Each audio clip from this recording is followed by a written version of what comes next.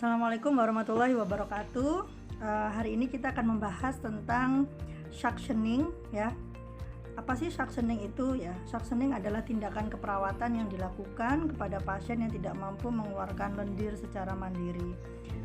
Sehingga dengan demikian proses suctioning itu harus didahului oleh fisioterapi dada. Fisioterapi dada meliputi tindakan postural drainase. Postural drainase sendiri juga digabung dengan vibrating, clapping ya. Nah, kemudian ditambahkan dengan nebulasi ya. Setelah itu baru dikeluarkan dengan cara batuk efektif ya, kemudian suction. Jadi tujuannya yang pertama adalah untuk mempertahankan jalan nafas, terutama pasien-pasien yang mengalami penurunan kesadaran. Kemudian dia menggunakan ETT ya, endotracheal tube, untuk membantu pernafasannya. Nah, namun efek dari penggunaan ETT atau tracheostomi itu sendiri adalah dengan peningkatan secret, pengeluaran secret. Prinsipnya adalah steril ya. Kontraindikasi ya, trauma jalan nafas, kemudian baru saja menjalani pembedahan jalan nafas, kemudian adanya gangguan profil darah ya, yang dia bisa mengakibatkan perdarahan di saluran nafas. Kemudian pasien dengan TIK yang meningkat itu tidak boleh terlalu sering disuction karena dia akan meningkatkan mengakibatkan refleks vagal. Komplikasinya ya, sesuai yang Anda lihat di slide ini, dari semua itu yang paling utama adalah hipoksia karena suction itu sendiri juga menghisap. Kemudian komplikasi yang lain yang sering terjadi yaitu trauma mukosa jalan nafas ya, itu juga tergantung dengan skill kita, artinya ya, pada saat memasukkan selang kateter ya, kateter suction tersebut tidak dalam posisi menghisap ya, karena kalau dia posisi menghisap maka resiko besar untuk mengalami trauma mukosa jalan nafas. Kemudian yang berikutnya infeksi ya. Infeksi itu juga merupakan komplikasi yang sering dari persiapan alat ya. Sekarang kita masuk pada sesi yang berikutnya, yaitu bagaimana cara melakukan suction. Adapun alat-alat yang perlu disiapkan, yang pertama adalah mesin suctionnya itu sendiri, kemudian Aquades atau NaCl steril yang gunanya untuk membilas selang suctionnya, selang kateter suction. Kemudian kita juga butuh, nah ini ya, kasa, oke. Kemudian kita juga butuh selang suction. Ya, selang suction nanti ada sesuai dengan ukurannya.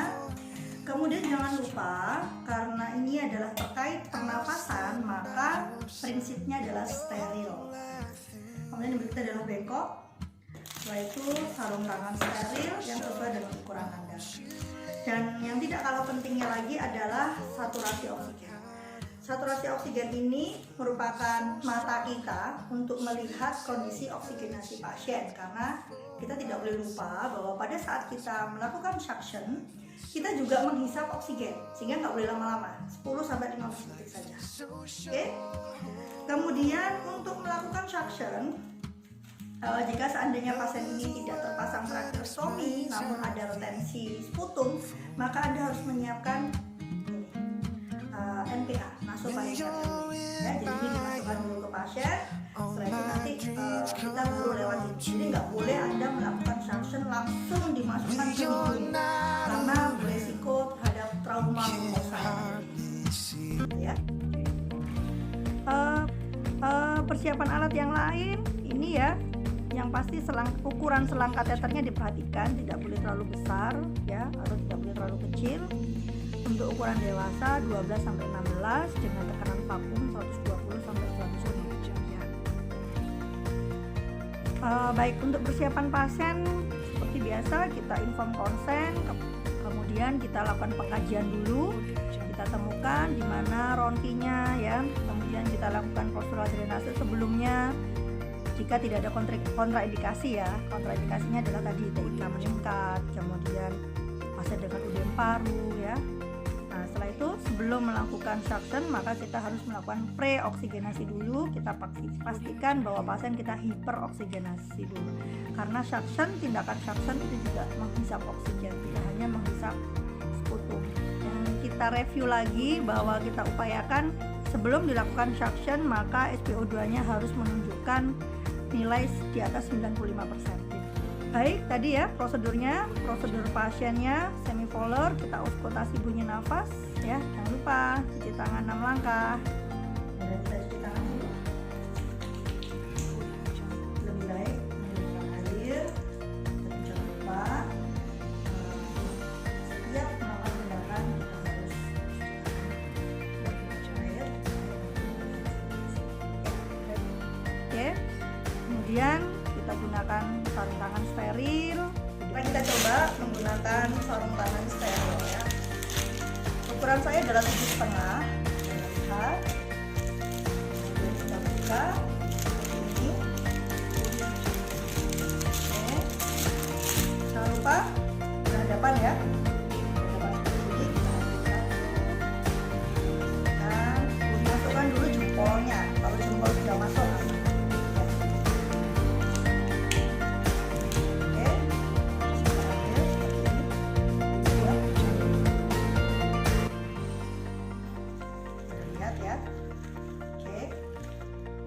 masukkan semuanya, urusan jari, urusan belakang.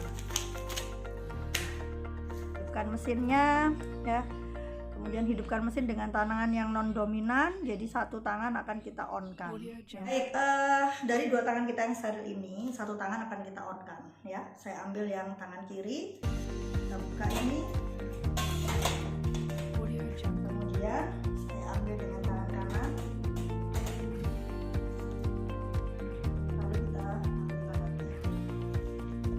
Sambungkan, kanan saya steril, kiri saya on ya. Nah, ini tangan kita sudah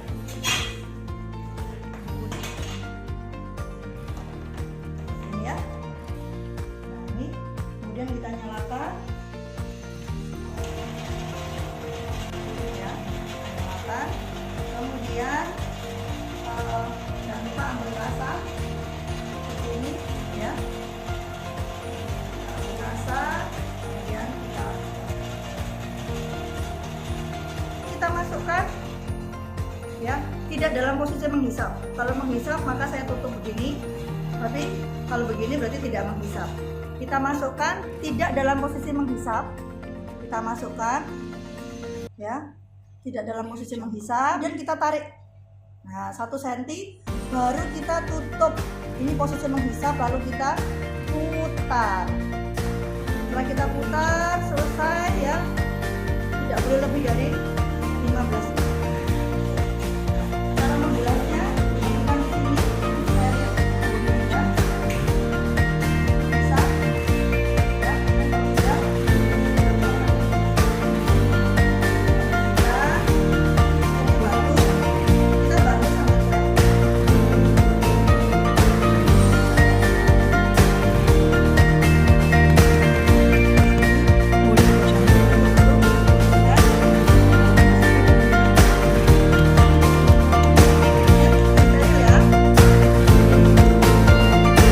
Kalau sudah siap, tetap kita, jadi tangan kanan Anda kontrol terhadap sterilitas, tangan kirinya on. Yang perlu diperhatikan bahwa pada saat memasukkan catheter suction tidak dalam posisi menghisap ya. Kita masukkan kemudian sampai notok ya istilahnya, sampai menyentuh karina, lalu kita naikkan 1-2 cm baru kita suction. Ulangi terus prosedur tersebut di atas ya. Jangan lupa sambil memonitor tanda-tanda vital, karena salah satu komplikasinya adalah hipoksia, bradikardi, kemudian bahkan sampai cardiac arrest ya. Terus diulang prosedur tersebut, kemudian bereskan peralatan. Kita kaji suara nafas pasien di awal dan di akhir ya, untuk mencari apakah masih ada rounding ya. Jangan lupa bahwa sebelum melakukan suction maka kita harus melakukan dulu bronchial toileting, meliputi postural drainase, nebulasi, kemudian clapping, vibrating. Kalau pasien bisa batuk efektif, maka suction tidak perlu lagi dilakukan. Kalau sudah selesai, bereskan semua peralatan. Jangan lupa cuci tangan dulu. Setelah itu lepas sarung tangan. Lepas sarung tangan, dimulai dari yang bagian luar, kemudian digenggam. Setelah itu kita masuk tangan kita ke dalam, nah, sehingga bagian yang infeksius sudah di dalamnya. Oke. Saya ingatkan sekali lagi bahwa membahas saluran pernafasan berarti steril, ya, beda dengan NGT, karena NGT itu saluran pencernaan, sifatnya bersih. Jadi kalau steril maka kita perlakukan semuanya secara steril. Kemudian efek negatif ya dari tindakan yang tadi, seandainya tidak steril maka pasien bisa mengalami pneumonia.